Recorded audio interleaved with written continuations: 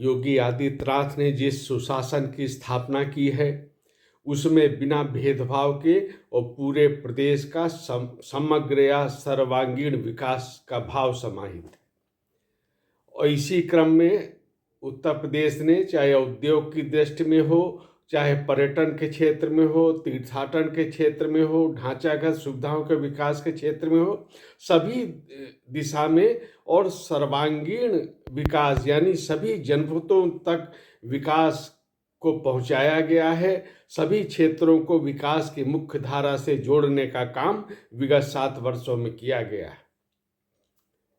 इसका एक उदाहरण अभी भी देखा जा सकता है, जिसमें योगी आदित्यनाथ ने 2800 करोड़ रुपए की परियोजनाओं का शिलान्यास, शुभारंभ किया, लोकार्पण किया।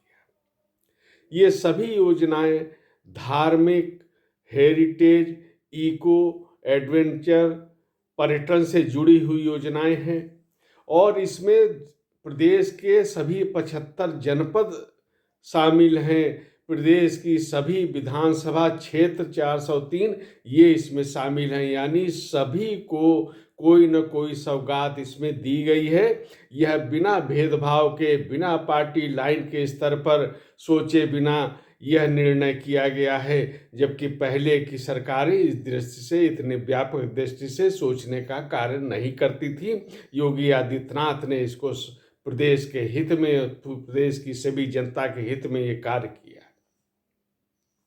प्रदेश की जितनी जनसंख्या है उससे दुगने यहाँ पे पर्यटक आ रहे हैं। ये अब तक का सब आज़ादी के बाद का रिकॉर्ड है।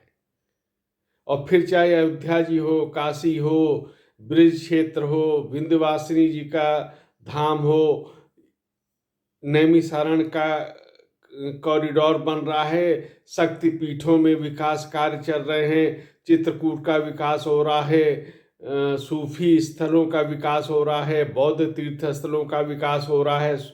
और इस तरह से जो व्यापक एक पर्यटन के क्षेत्र में संभावनाओं को नया रूप दिया गया है, नया आयाम दिया गया है, उसका लाभ पूरे उत्तर प्रदेश को हो रहा है और इससे व्यापार को, रोजगार को, सभी क्षेत्रों को इसमें प्रोत्साहन मिल रहा है।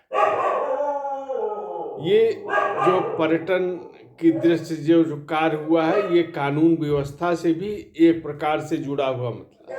जब इतने करोड़ों की संख्या में जहाँ पर्यटन आते हैं देश विदेश से, तो वो कानून व्यवस्था जिन देशों में सही होती वहाँ वो आते हैं।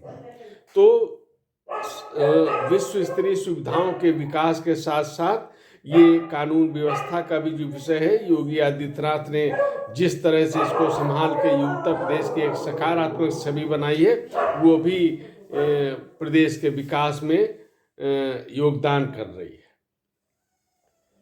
कुंभ की भी चर्चा चली इस अवसर पर, तीर्थाटन का विकास की बात हो रही थी, पर्यटन की विकास की बात हो रही थी, तो कुंभ की चर्चा आई क्योंकि अगले वर्ष प्रयागराज में महाकुंभ होना है।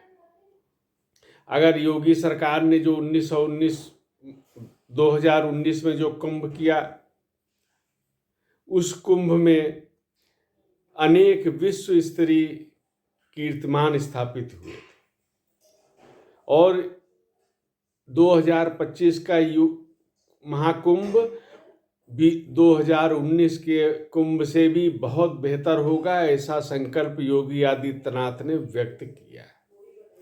और जब वो कोई भी कार्य अपने हाथ में लेते हैं तो उसका सर्वश्रेष्ठ रूप में और पूरी क्षमता के साथ उसको सिद्ध करने का प्रयास भी करते हैं। और इस आधार पे हम लोगों को एक अनुमान लगा लेना चाहिए, ये आशा करनी चाहिए कि 2025 का महाकुंभ 2019 के कुंभ से भी बहुत अच्छा होगा और इसमें देश दुनिया में फिर एक बार उत्तर प्रदेश में क्या मान बढ़ाने का कार्य होगा। योगी आदित्यनाथ के प्रबंध कौशल की एक बार फिर प्रशंसा होगी, इसमें कहीं कोई संदेह नहीं।